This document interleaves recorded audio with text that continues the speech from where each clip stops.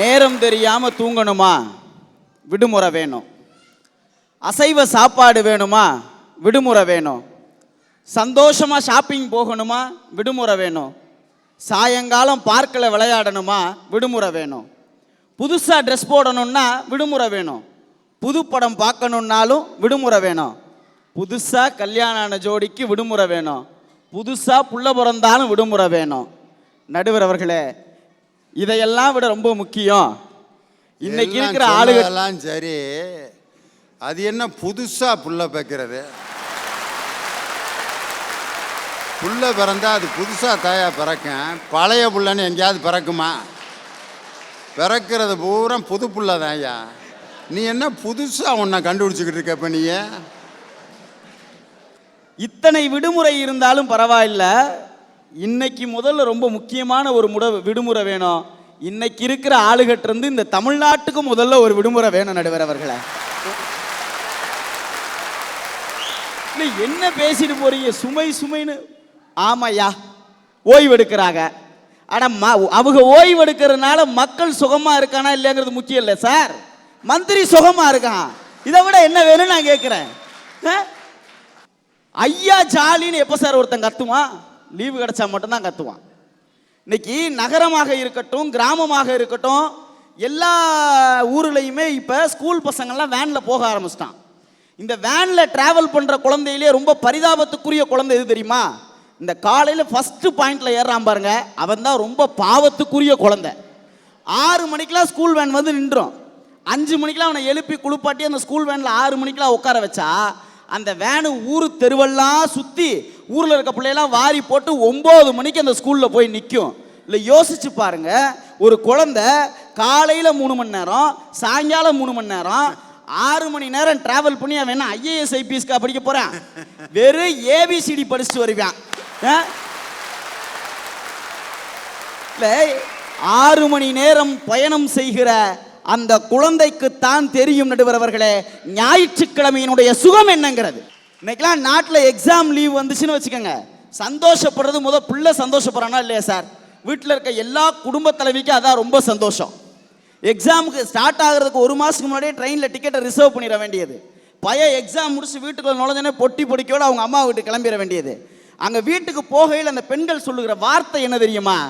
இந்த ஒரு 10-15 நாள் எங்கள் அம்மா வீட்டுக்கு போனேன்னா என்னை உட்கார வச்சு எங்கள் அம்மா எல்லா வேலையும் பார்ப்பாங்க, எனக்கு அதுதான் நிம்மதின்னு ஒரு பொண்ணு சொல்லுவா.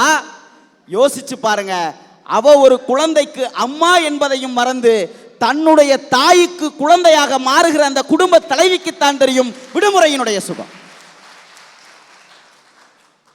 இன்றைக்கு இந்த சமுதாயம் தனி குடும்பமா மாறி போச்சு சார். தனி குடும்பம் வாழ்றது தான் இன்னைக்கு சமுதாயத்தில் அந்தஸ்து ஆகி போச்சு, நிலைமை ஆகி போச்சு. ஆனால் இன்றைக்கும் இந்த சமுதாயம் கூட்டு குடும்பமாக வாழ்கிறது என்று சொன்னால் அது விடுமுறை நாட்களில் மட்டும்தான். கிராமத்தில் இருக்க நகரத்தில் இருக்க பையன்லாம் கிராமத்துக்கு போறான், கிராமத்தில் இருக்க பசங்கள்லாம் நகரத்துக்கு வர்றான். யாரை பார்க்க போவான்? தன்னுடைய தாத்தா பாட்டியையும் பார்க்க போவான். அந்த பாட்டி அந்த பேரை என்ன கேட்டாலும் கொடுப்பா சார். அந்த அள்ளி முடிஞ்ச கொண்டையோட, அரையும் குறையுமா கட்டின சேலையோட அந்த அழுக்கு கிழவி என்ன சார் கொடுப்பா? அந்த அழுக்கு கிழவி தன்னுடைய சுருக்கு பையிலிருந்து எடுத்து ஒரு 8 அணா கொடுப்பா பாருங்க. அதை வாங்குகிற பொழுது இருக்கிற சந்தோஷம் அவன் ATM-இல் ₹1,00,000 எடுக்கிற பொழுது கூட இருக்காது சார். அதுதான் சுகம். என்ன சுமை சுமைன்னு பேசிட்டே இருக்காங்களே, ஏன் சுமைன்னா எல்லாமே சுமை தான். நின்னா சுமை, நடந்தா சுமை, பதவி போனாலும் சுமை, திரும்ப வந்தாலும் சுமை, பெருத்த உடம்பா இருந்தாலும் சுமை, எல்லாமே சுமை. சுமை சுமைனா இந்த அம்மாவுக்கு வாழ்க்கையே சுமை தான். நான் இந்த அம்மாவை தாங்க சொன்னேன், வேற யாரையும் சொல்லலை. நடுவர் அவர்களே, விடுமுறையில் உழைப்பது கூட ஒரு சுகம் சார். தலைவர் கலைஞர்கிட்ட பத்திரிகை காலங்கள்லாம் ஓடி போய் கேட்டாங்க, ஏயா எப்பதாயா நீங்க ஓய்வு எடுப்பீங்கன்னு. தலைவர் சொன்ன பதில் என்ன தெரியுமா? சன்னுக்கு ஏது சண்டேன்னு கேட்டாரு சார்.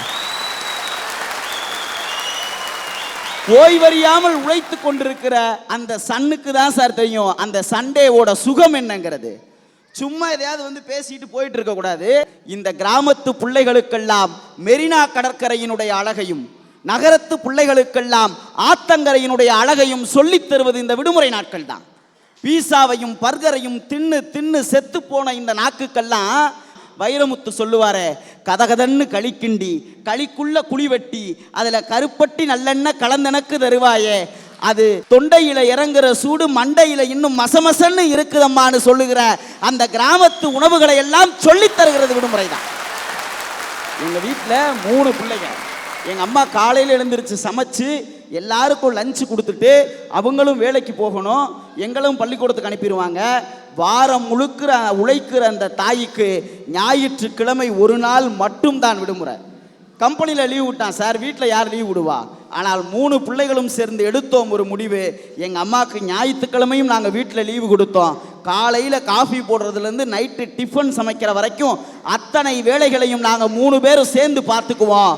அந்த சமைச்ச சாப்பாட்டில் உப்பு குறைவாக இருக்கலாம் சார், புளிப்பு குறைவாக இருக்கலாம், எது வேண்டுமென்றாலும் குறைவாக இருக்கலாம்.